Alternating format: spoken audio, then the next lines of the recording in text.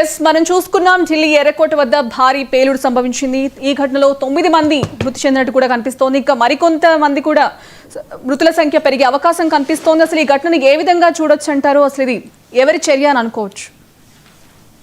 ఎవరి చర్య అనేది యాజ్ ఆఫ్ నౌ ఇప్పుడు చెప్పడం చాలా కష్టం అవుతుందండి. అది మెల్లమెల్లగా లూస్ లీడ్స్ అన్ని బయటకు వచ్చాక దాన్ని ఫైనలైజ్ చేస్తారు. But very clearly first initial గా రిపోర్ట్ చేస్తున్నట్టు ఎల్ఎన్జీ ఎక్స్ప్లోజన్ మాత్రం కాదు.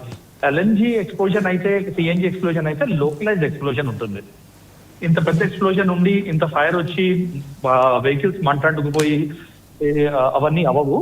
So second thing, initial impression నేను చూస్తున్న న్యూస్ రిపోర్ట్స్ అంటే ఓపెన్ డొమైన్ లో ఉన్న న్యూస్ రిపోర్ట్స్ మాత్రం అనలైజ్ చేస్తున్నాము. ఇంటర్నల్ రిపోర్ట్స్ ఇంకా రావు. కానీ ఓపెన్ డొమైన్ లో ఇవి చూస్తే doesn't look like RDX.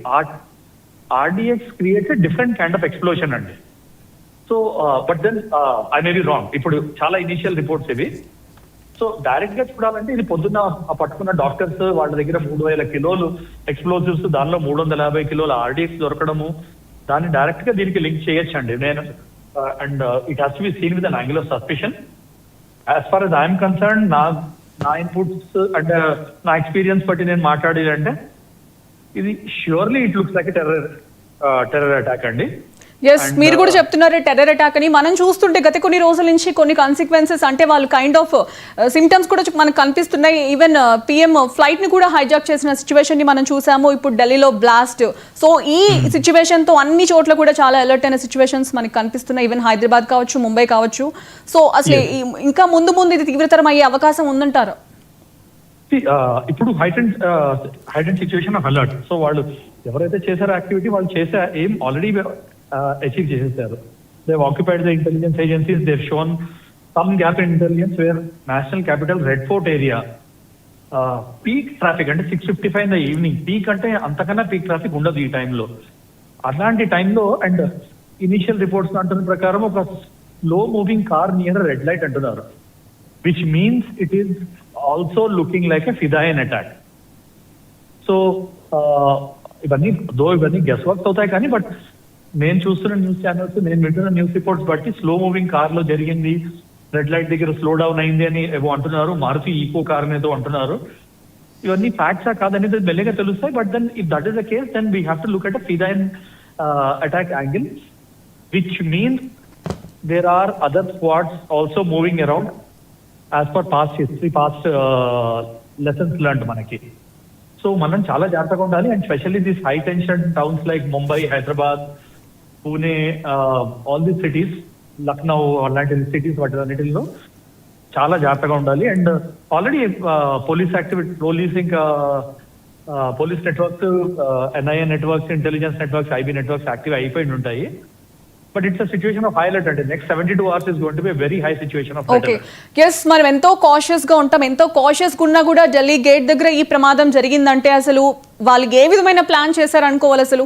Cause ఇది స్టార్టింగ్ మాత్రమే, ఇంకా కొంచెం ఎక్స్పాండ్ అయ్యే ఛాన్సెస్ కూడా ఉన్నాయా? అదే చెప్పుకోవాలండి. ఇప్పుడు as of now you have to imagine the worst అండి. ఇది ఒకటే కాదు, ఇంకా చాలా ఫాలో అప్ యాక్షన్స్ ఉన్నాయి, చాలా చేస్తున్నారు. మనం ఇమాజిన్ చేసుకుని తయారైతేనే అయ్యే యాక్టివిటీస్ మనం ఆపగలిగే స్టేజ్కి వస్తాము. ఒకవేళ అయిపోయింది అని మనం అయిపోయింది ఇంకా అవ్వదని రిలాక్స్ అయ్యమంటే మాత్రం ఇంకా చాలా ఫెయిలియర్స్ అవుతాయి. So that is not how the intelligence network works. ఇప్పుడు ప్రతిదాన్ని వాళ్ళు చాలా హై సస్పిషన్ తో చూస్తారు. That is one. సో నేను అన్నట్టు 72 గంటలు చాలా red alert, complete red alert. దాని తర్వాత కూడా ప్రొవైడ్ కావాల్సి వస్తే దాన్ని రెడ్ అలర్ట్ ఎక్స్టెండ్ చేస్తారు. దాని తర్వాత ఆరెంజ్ అలర్ట్ లోకి షిఫ్ట్ అవుతారు. సో హై సస్పిషన్ తో చూడాలి. అంటే ఎటువంటి తరుణాలు అనేవి జరిగాయంటే మీరు చూస్తే ఎడ్యుకేటెడ్ టెర్రరిజం, ఎడ్యుకేటెడ్ రాడికలిజం అని అనుకోవచ్చు. 3 డాక్టర్లు అంటే అంతలా చదువుకున్న వాళ్ళు రాడికలైజ్ అయ్యి దాని తర్వాత ప్రాపగేట్ చేసి హైలీ ఇన్ఫ్లమేటరీ ఆర్టికల్స్ పోస్ట్ చేసి ఎక్స్ప్లోజివ్స్ ఇక్కడ చేసి టెర్రరిస్ట్ అటాక్ ప్లాన్ చేస్తున్నారంటే radicalisation has creeped into education also అని మనం చాలా క్లియర్ గా చూడాలి. The way we look at and our politics and policies అంటే in the sense that మనము మైనారిటీస్ టార్గెట్ చేస్తున్నారు, మైనారిటీస్ టార్గెట్ చేస్తున్నారు అంటే మైనారిటీస్ ఏరియాస్ నుంచే వస్తున్నాయి ఇవన్నీ. So you have to look at the way you are looking at your intelligence inputs and the way you are treating this people అండి. So so you have to go. ఢిల్లీలో మనకు తెలుసు ఎంత high security ఉంటుందో, అంత ఎలాంటి place. So అటువంటి place లోనే ఇంతమంది చనిపోయారంటే సో మిగిలిన ప్రజల భవిష్యత్ ఏంటంటే చేయడం కూడా ఒక క్వశ్చన్ మార్క్ గా మారింది. సో దీన్ని ఏ విధంగా తీసుకోవచ్చు? ఇప్పుడు మనం చూసుకున్నట్టయితే ఇది ఉగ్రవాద చర్యలానే కనిపిస్తోంది, ఎందుకంటే ఇంతకు ముందు జరుగుతున్న కన్సిక్వెన్సెస్ కావచ్చు, ఈవెన్ పిఎం ఫ్లైట్ హైజాక్ కావచ్చు. సో ఇప్పుడు మనం చూసుకుంటే ఈ బ్లాస్ట్ కావచ్చు, ఈ బ్లాస్ట్ చాలా తీవ్రతరంగా జరిగింది, ఇంకొన్ని మృతదేహాల సంఖ్య పెరిగే అవకాశం కూడా కనిపిస్తోంది. సో ఏ విధంగా చూడొచ్చు అంటారు? It's an attack on our national integrity అండి, సింపుల్. ఇది ఒకవేళ ఇది టెర్రరిస్ట్ అటాకే, ఇట్స్ నాట్ అన్ యాక్సిడెంట్ అని క్లియర్ ఎస్టాబ్లిష్ అయిందంటే which looks it is. I don't think అంతకన్నా ఇది యాక్టివిటీ అయ్యి ఉండదు. చాలా హై క్వాంటిటీ ఆఫ్ ఎక్స్ప్లోజివ్స్ అవి యూజ్ అని అనిపిస్తుంది నాకు. అండ్ స్లో మూవింగ్ కార్స్ టీరియర్ అయిందంటే it is very very well plan. So అంత వెల్ ప్లాన్డ్ అటాక్ ని చేశారంటే ఫస్ట్ థింగ్ మనం ఆలోచించాల్సింది ఏంటంటే the way we are looking at terrorist activities. వాళ్ళ ప్లానింగ్ లోను, వాళ్ళ ఇన్స్టాలేషన్ లోను, వాళ్ళ ప్రిపరేషన్ లోను, వాళ్ళ ఎగ్జిక్యూషన్ లోను సీరియస్ చేంజెస్ తీసుకొచ్చారు. ఇన్నాళ్ళు మన హింటర్లాండ్ అంటే జమ్మూ అండ్ కాశ్మీర్ లో వదిలేసి మిగతా హింటర్లాండ్ లో జరిగే యాక్టివిటీస్ ఏవి జరగలేదు వాళ్ళు 2009 2014 తర్వాత. అది అలాంటిది ఇట్లాంటిది ఢిల్లీలో జరిగింది అంటే వాళ్ళ మోడల్స్ ఆపరేంటి వాళ్ళు చేంజ్ చేసుకున్నారండి. సో వాళ్ళ మోడల్స్ ఆపరేంటి చేంజ్ చేస్తారు, ఇంకేమేమి చేంజెస్ తీసుకొస్తారనేది మనం చాలా జాగ్రత్తగా ఆలోచించి. ఎస్, బేసిక్ గా మనకి ఇలాంటి ఘటనలు జరిగేటప్పుడు బేసిక్ గా టెర్రరిస్ట్ చర్య అని మీరు అంటున్నారు కాబట్టి మనకి ముందే తెలుస్తుంది కదా, ఇంటెలిజెన్స్ రిపోర్ట్ లో ముందే అర్థమవుతుంది కదా. సో ఎందుకు ముందుగా ఎంత కాషియస్ గా ఉండలేకపోయారు అసలు? అంటే అంత ఈజీ కాదండి. How the intelligence grid network works మీకు అంత ఈజీ కాదు యాంటిసిపేట్ చేయడం. చాలా ఇన్పుట్స్ వస్తాయండి, రోజుకి వేల వేల ఇన్పుట్స్ వస్తాయి. ఆ వేల వేల ఇన్పుట్స్ లో యాక్షనబుల్ ఏంటి, ఇన్యాక్షనబుల్ ఏంటి, కరెక్ట్ ఇంటెలిజెన్స్ ఏంటి, రాంగ్ ఇంటెలిజెన్స్ ఏంటి అనేది అనలైజ్ చేసే దానిలో ఇలాంటి గ్యాప్స్ అవుతాయండి. అవ్వకూడదు అనేది ఐడియల్ సిచ్యువేషన్. కానీ చాలా ఇన్పుట్స్ వస్తాయి, అలెంట్స్ వస్తాయి, ఎలక్ట్రానిక్ ఇంటెలిజెన్స్ వస్తుంది, హ్యూమన్ ఇంటెలిజెన్స్ వస్తుంది, సిగ్నల్ ఇంటర్సెప్ట్స్ వస్తాయి, దాని తర్వాత మనం ట్యాప్ చేసే కాన్వర్జేషన్ ఇంటెలిజెన్స్ వస్తాయి, తర్వాత డార్క్ నెట్ నుంచి వస్తాయి. ఇవన్నీ చేసే చాలా హై వాల్యూమ్ టాస్క్ ఇది ఇంటెలిజెన్స్ కొలేషన్ అండి.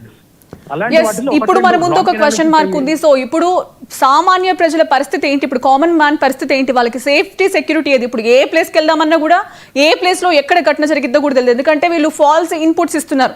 ఎక్కడ ఏ ఇష్యూ ఎప్పుడు జరిగిద్దో, ఎక్కడ బ్లాస్టింగ్ జరిగిద్దో కూడా ఎవరికి క్లారిటీ లేదు. సో కామన్ పీపుల్ పరిస్థితి ఏంటి అసలు?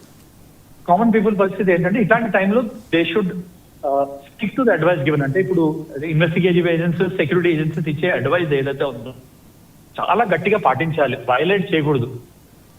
ఏం అడ్వైజరీ వస్తుంది, ఎవరి సేఫ్టీ కోసం చెప్తున్నారు అనేది వైలేట్ చేయకుండా ఉంటే that is the biggest help అండి అవి సెక్యూరిటీ ఏజెన్సీస్ చేసేది. సో వచ్చే వారం రోజులు క్రౌడెడ్ ప్లేసెస్ లోకి అంటే రిలీజియస్ ప్లేసెస్ లోకి లేకపోతే ఇలాంటి పబ్లిక్ ప్లేసెస్ లోకి వెళ్ళడం అవాయిడ్ చేస్తే, ఎవరి పనితో వాళ్ళు మీనింగ్ పెట్టుకుని అదే పనికి వెళ్ళడము, రిటర్న్ రావడము, ఇంట్లో సేఫ్ గా ఉండడం చేస్తే మాత్రం it will be in everybody's interest అండి. అండ్ ఇన్వెస్టిగేటివ్ ఏజెన్సీ కూడా హెల్ప్ చేసినట్టు అవుతుందండి. ఎస్, ఆల్రెడీ ఈ ఇష్యూ మీద ఒక సస్పెక్ట్ ని కూడా అరెస్ట్ చేసినట్టు తెలుస్తోంది. అంటే ఇది కావాలని వాంటెడ్లీ చేసి ఇది పక్కదో పట్టిస్తున్నారని కూడా, అంటే లైక్ ఇది ఒక క్వశ్చన్ మార్క్ లా ఉంది. ఇది కార్లోనే బ్లాస్ట్ అయిందా లేకపోతే ఇది ఉగ్రవాద చర్య అనే క్వశ్చన్ మార్క్ కూడా ఉంది.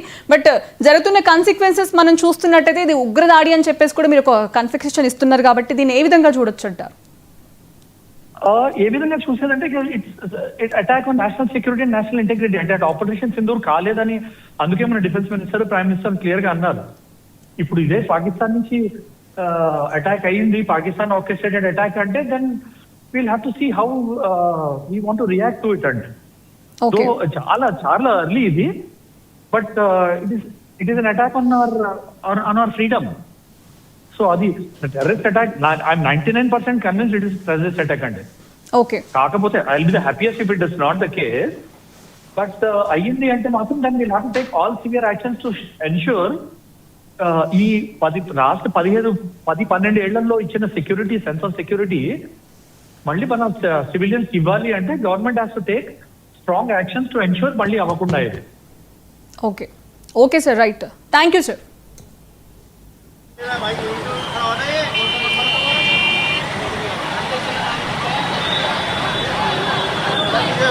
भाई हो गया यहाँ पे मेरा भाई